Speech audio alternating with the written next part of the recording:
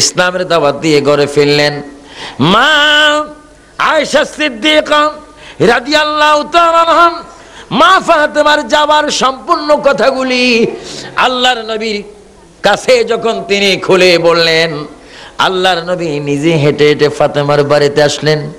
ফাতেমার বাড়িতে এসে ডাক দিচ্ছে, ফাতেমা গো, ও ফাতেমা, তুমি না আমার কলিজার টুকরা। ফাতেমা, তুমি বাড়িতে গিয়েছো, গনিমতের মাল থেকে একজন তুমি খাদেমা চেয়েছো। গনিমতের মাল তো এতিমদের জন্য, যাদের মা নাই বাবা নাই।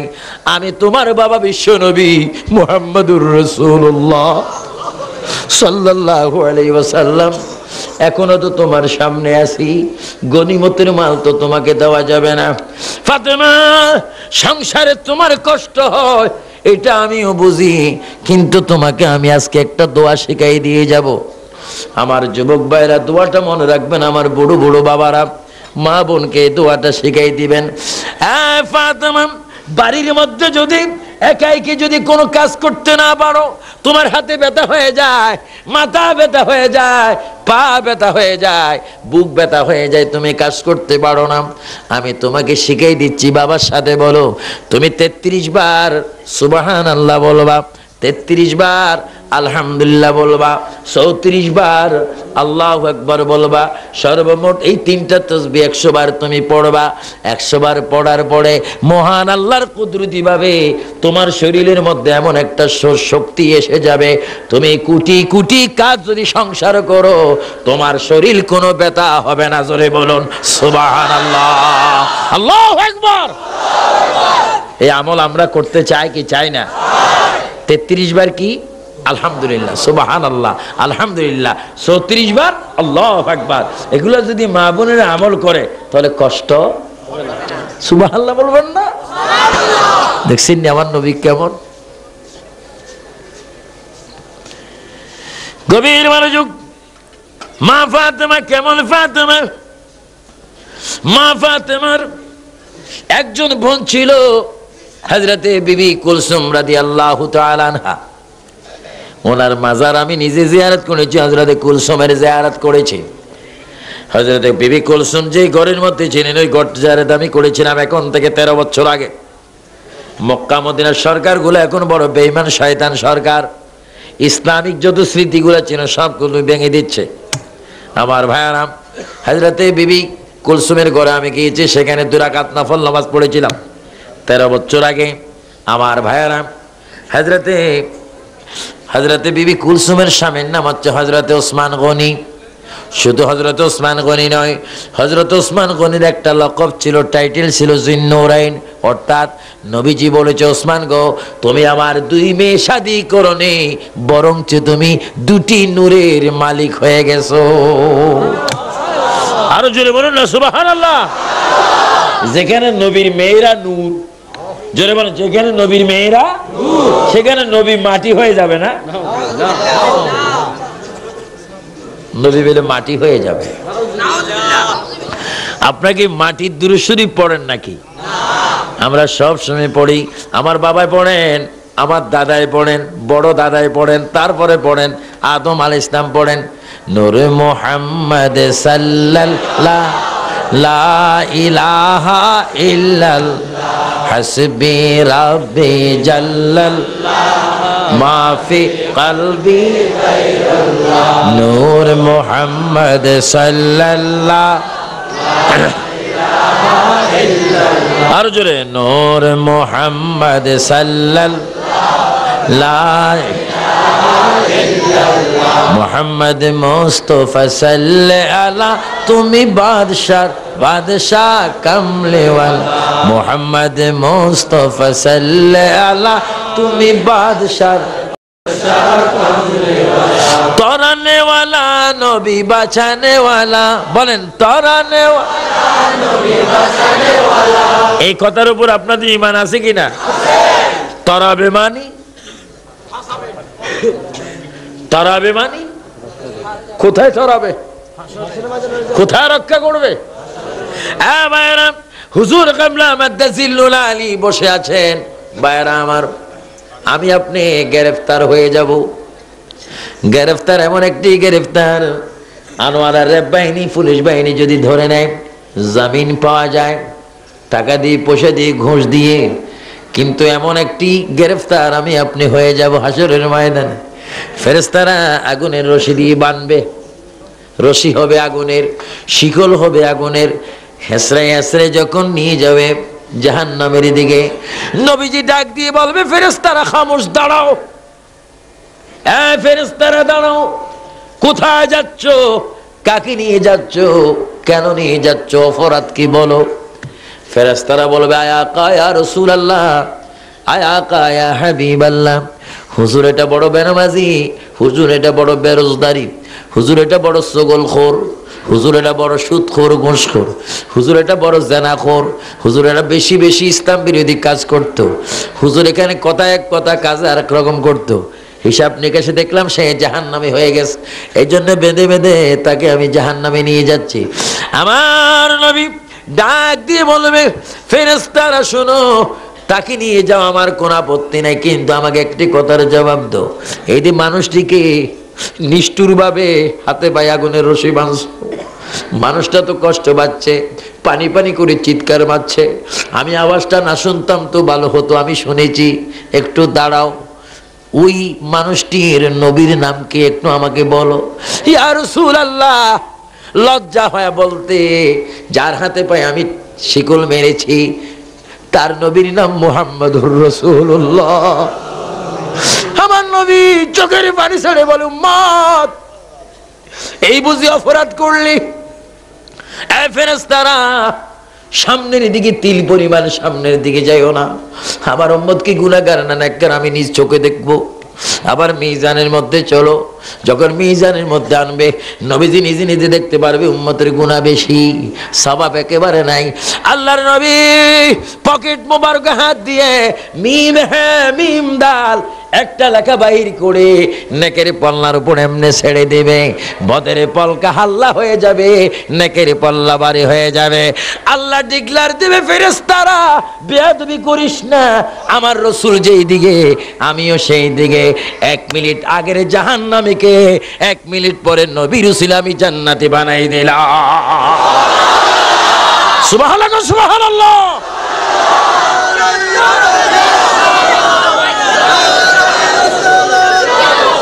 আমরা নবী চাই কি চাই না? নবী আমাদের দরকার আছে কি না? একটা সময় জোরে জোরে বলুন, ইয়া রাসূলুল্লাহ, ইয়া রাসূলুল্লাহ, ইয়া রাসূলুল্লাহ। গোসল করাইয়া কাপন পড়াইয়া, বলেন গোসল করাইয়া রাখিবে যখন কবরে শোয়াইয়া, লয় গো কোলে গোলাম বলিয়া, ইয়া রাসূলুল্লাহ, ইয়া রাসূলুল্লাহ। অন্ধকার কবরে যখন দিবে আমাকে, বলেন সবাই, অন্ধকার কবরে থাকিবেন নবীজি আমারি কবরে, লয় গো কোলে গোলাম বলে, ইয়া রাসূলুল্লাহ, ইয়া রাসূলুল্লাহ। মনকিরে নাকিরা শিয়া সওয়াল করবে বসে, মনকিরে নকিরা শিয়া দিও গো নবী পর্দা উঠাইয়া, করিব সালাম কদম ধরিয়া, ইয়া রাসূলুল্লাহ, ইয়া হাবিবাল্লাহ, ইয়া রাসূলুল্লাহ। গভীর মনোযোগ আমার ভাইরা, নবীর কন্যা ফাতেমা ইচ্ছা করলে অনেক কিছু করতে পারতেন। তাহলে বোঝা গেল এখান থেকে আমরা শিক্ষা পেলাম, অনেক গরিব মানুষ আছেন, সংসার কিন্তু বড়, মা কাজ করতে পারে না। আবু সুফিয়ান আবিদি আল কাদের আজকে এই কথাটা বলে গেলাম, মা বোনকে তাসবিহটা শেখাই দিবেন। সুবহানাল্লাহ, আলহামদুলিল্লাহ 33 বার করে, আল্লাহু আকবার 34 বার করে, দৈনিক যদি 100 বার পড়ে, নিয়তটা যদি সুন্দর করে রাখে, খোদা কি কসম শত শত কাজ হয়ে যাবে, মেহনত হবে, তার খেয়াল থাকবে না। জোরে বলুন সুবহানাল্লাহ। 33 বার কি সুবহানাল্লাহ? জোরে বলুন 33 বার, 33 বার আর 34 বার সুবহানাল্লাহ কোন? এই কথাটা মনে থাকবে? মা বোনকে শিখাবেন। শুধু তাই নয়, ফাতেমা জোহরা কেমন আমার ভাইরা, হযরতে ওসমান গনি জিন্নুরাইন রাদিয়াল্লাহু তাআলা আনহু নবীজির কাছে আসলেন, বললেন ইয়া রাসূলুল্লাহ, আমার চাই আপনাকে একটু আমি দাওয়াত দেব। আরো জোরে বলেন, কে দেব? দাওয়াত দেওয়া কি শত্রুতামি না সুন্নত? আওয়াজে বোঝা যায় শত্রুতামি। আরো জোরে বলেন, দাওয়াত দেওয়া কি? দাওয়াত লওয়া কি? দাওয়াতে যাওয়া কি? এই সুন্নত আমরা চাই কি চাই না? অনেকে মেহমান দেখলে কুফাল, আপনাদের দেশে কি বলে? হ্যাঁ, টৌরে ফেলে। এইটা কোন ধরনের কথা? টৌরা ফেলে মানে ভোটে ফেলে। মেহমান দেখলে ওয়াইফকে, স্ত্রীকে, বউকে দিয়ে স্বামী কি বলে, তোর উপর খোদার গজে পড়ছে, আমার উপর পড়ছে, একজন 7 জন আসছে, শেষ। যা মুরসাইল জোগাড় করছিলাম সব শেষ। আল্লাহর নবী বলে খামোশ, কোন মেহমান দেখলে কুফালকে বটো না, কারণ মেহমান তোমার রিজিক খাইতে আসেনি, তোমার ঘরের মধ্যে মেহমানের রিজিক আল্লাহ রেখেছে, তুমি মেহমানদারি করো। 7 জনের মেহমানদারি যদি করতে পারো, 700 মেহমান করার বরকত খোদায় তোমার ডেক্সির মধ্যে দিবে। এখন থেকে মেহমান দেখলে কি রাগ হবেন না খুশি হবেন? সুবিধাজনক আওয়াজটা হইল না। হুজুর কেমনে আওয়াজটা দিতাম, কলজাটা ফাইটা যায়। আরো জোরে বলে, মেহমান দেখলে কি বেজার হবেন না খুশি হবেন? খুশি হয়ে। আবার অনেকে মেহমানকে দেখলে স্ত্রী যায় ফিডে আরম্ভ করে, আমার অনার্থক ফিডিন কিনলে আসলো কেন?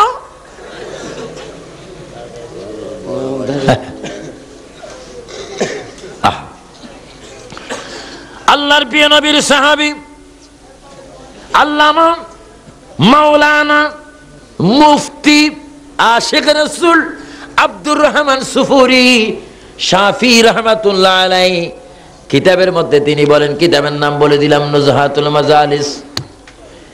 ওই কিতাবের মধ্যে তিনি উল্লেখ করেন, সাইয়েদানা ওসমান গনি নবীর কাছে আসলেন, আয়া কায়া রাসূলুল্লাহ, আয়া কায়া হাবিবাল্লাহ, আয়া কায়া নবী আল্লাহ, হুজুর আমার মনে চায় আপনি একটু আমার ঘরের মেহমান হবেন।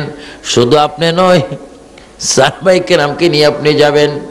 আল্লাহ নবী সেখানে গেলেন, হযরত আলীর সঙ্গে গেলেন, খুব মজারখানা তৈরি করলেন, মজারখানা তৈরি করলেন এবং বললেন, ইয়া রাসূলুল্লাহ আপনি আমার বাড়িতে এসেছেন, আপনি আমার বাড়িতে এসেছেন, আশা হতে যতটা কদম পড়েছে প্রত্যেকটা কদমের বিনিময়ে এক একটা গোলাম আমি নাজাত করে দিয়েছি।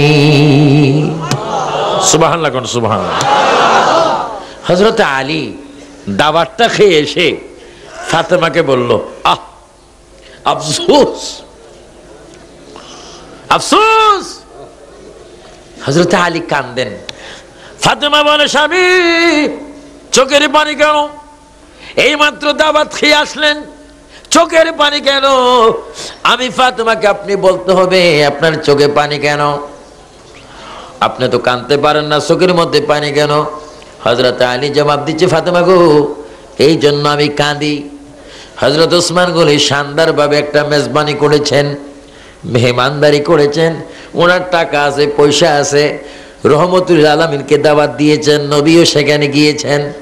আমি আলী যদি টাকা থাকতো, পয়সা থাকতো, আমিও তো নবীকে দাওয়াত দিতে পারতাম। ফাতেমা চোখের পানি ছাড়িয়া বলে, স্বামী কি শুনাইলা তুমি আমাকে? এই মুহূর্তে যাও আল্লাহর নবীকে তুমিও দাওয়াত নিয়ে আসতে হবে, কারণ ওসমান যদি দাওয়াত খাওয়াইতে পারে তুমিও নবীকে দাওয়াত খাওয়াইতে হবে। টাকা নাই, পয়সা নাই, কিচ্ছু নাই, আমি দাওয়াত কি করে খাওয়াবো? কই তুমি যাও। হযরত আলী কি বলো, ইয়া রাসূলুল্লাহ, আমার বাড়িতে আপনি যেতে হবে। সাহাবায়ে কেরাম নিয়ে, অনেক সাহাবায়ে কেরাম নিয়ে আপনি যেতে হবে। যদি পারেন মক্কা মদিনা যত সাহাবী আছে সমস্ত সাহাবী নিয়ে আমার বাড়ির মধ্যে আপনি দাওয়াত খাবেন। আল্লাহর প্রিয় নবী বলে, যাও, আমি দাওয়াত গ্রহণ করলাম। নবীজি সাহাবায়ে কেরামকে নিয়ে দলে বলে সেখানে গিয়ে বসলেন। ফাতেমা চুলার উপরে খালি ডেকসি বসাইয়া নামাজের মুসল্লা লইয়া ঘরের এক কোণে যাইয়া একটা সিজদার মধ্যে পড়ে গেলেন। আল্লাহ, আমাকে তুমি বেশি ভালোবাসো, আমাকে ফাতেমা তুমি আমাকে এত মহাব্বত করো। আল্লাহ, তোমার নবী তো আমার ঘরের মধ্যে এসেছে, সাহাবায়ে কেরাম এসেছে, আমার দায়িত্ব ছিল খালি পাতলি বসায় দেওয়া।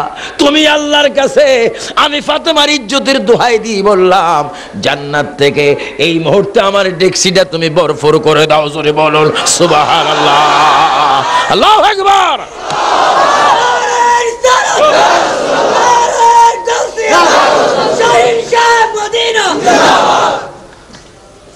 ফাতেমা নামাজের সাজদার মধ্যে পড়ে গেলেন। নামাজের সাজদা, আজকে আমরা নামাজ পড়ি না, নামাজ থেকে আমরা বিচ্ছিন্ন। খোদাই বলে, ওই বান্দা আমার কাছে বেশি প্রিয় যে আল্লাহর ভয়ে আমার ইবাদত করবে, আমার ভয়ে নবীর মুহাব্বতে নামাজের সাজদা দিবে। আমি আল্লাহ কুদরতের কসম দিয়ে বললাম, ওই বান্দার জন্য আটখানা বেহেশত ফ্রি করে দিব। জোরে বলুন সুবহানাল্লাহ। আমার আনোয়ারার ভাইয়েরা দুই হাত তুলে বলো, নামাজ চাই কিনা, নামাজ পড়বো কিনা, নামাজ পড়তে হবে কিনা, নামাজ পড়ার জন্য হুকুম কর, আরো জোরে বলুন কর। নামাজ পড়বেন, এটা দোনেশ্বরে পড়ে নেন। আল্লাহুম্মা মাওলানা মুহাম্মদ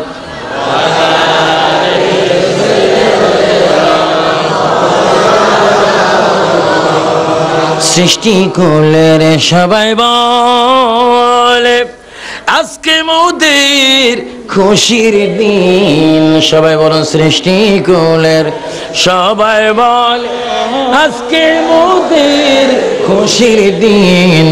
ত্রিভুবনে তশরীফ আনলেন রহমাতাল লিল আলামিন। আল্লাহুম্মা মাওলানা মুহাম্মদ وعلى آل سيدنا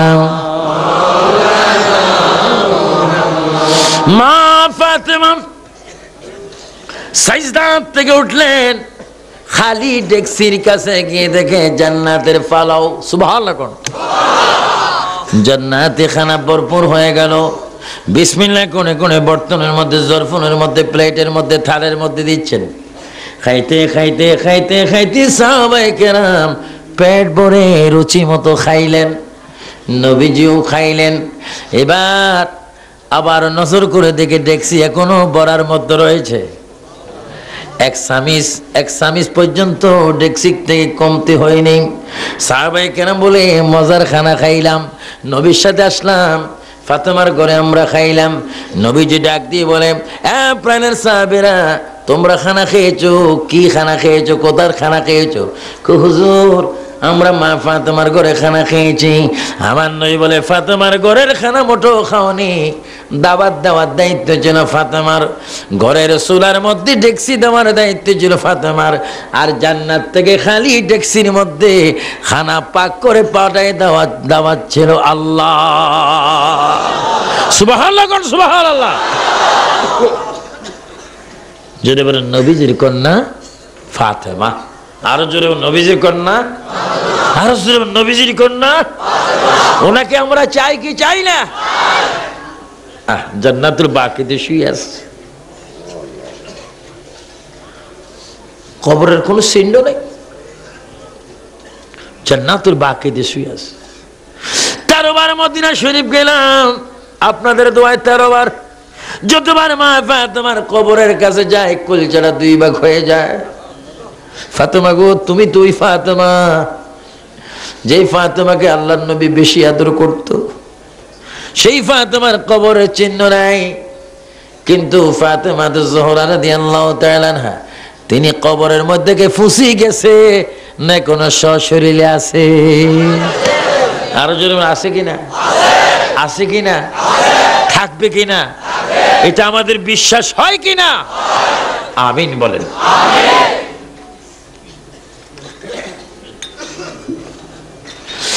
এবার মা ফাতেমা মেহমানদারি করলেন। মেহমানদারি করলে আবার সিজদার মধ্যে পড়লেন, আল্লাহ, ওসমান গনির পয়সা আছে, ওসমান গনির টাকা আছে, টাকার বিনিময়ে 100 গোলাম আজাদ করে দিয়েছে। কিন্তু আমি ফাতেমার তো কোনো পয়সা নাই, টাকা নেই। তোমার নবীর কদমে রসুল আমি তো গোলাম আজাদ করতে চাই, তুমি কেউ আমাকে সেই ক্ষমতা দিবে নাকি? নবীজি মা ফাতেমার ঘরের দরজা থাকা অবস্থায় জিবরাইল ইসলাম হাজির। সুবহানাল্লাহ, আরো জোরে বলেন সুবহানাল্লাহ। তারিখে মুহাম্মাদে খুলে দেখুন জিবরাইল ইসলাম দরজার মধ্যে যখন হাজির হয়ে গেল, জিবরাইল ইসলাম মুস্কি মুস্কি হাসেন। আয়া কায়া রাসূলুল্লাহ, আমার নবী বলে, ইয়া আখি জিবরাইল, কি নতুন খবর আছে বলো? হুজুর, আল্লাহ পাক আমাকে বলেছে ফাতেমার ঘরে আপনি আসার কারণে এই ফাতেমার গোলাম আজাদ করতে চায়। আল্লাহ রব্বুল আলামিন এই মুহূর্তে ফাতেমার ঘরে আগমনের কারণে 1000 জাহান্নামীকে এই মুহূর্তে নগদ জান্নাতি বানাই দিয়েছে। আরো জোরে বলুন না সুবহানাল্লাহ। আমার ভাইরা, এটা কোন ফাতেমা? নবীজির কন্যা ফাতেমা জোহরা রাদিয়াল্লাহু তাআলা আনহা। তিনি এমন একজন নারী ছিলেন, কিন্তু বর্তমান দেশেও নারী সমাজ আছে কিনা? আরো জোরে বলা আছে কিনা?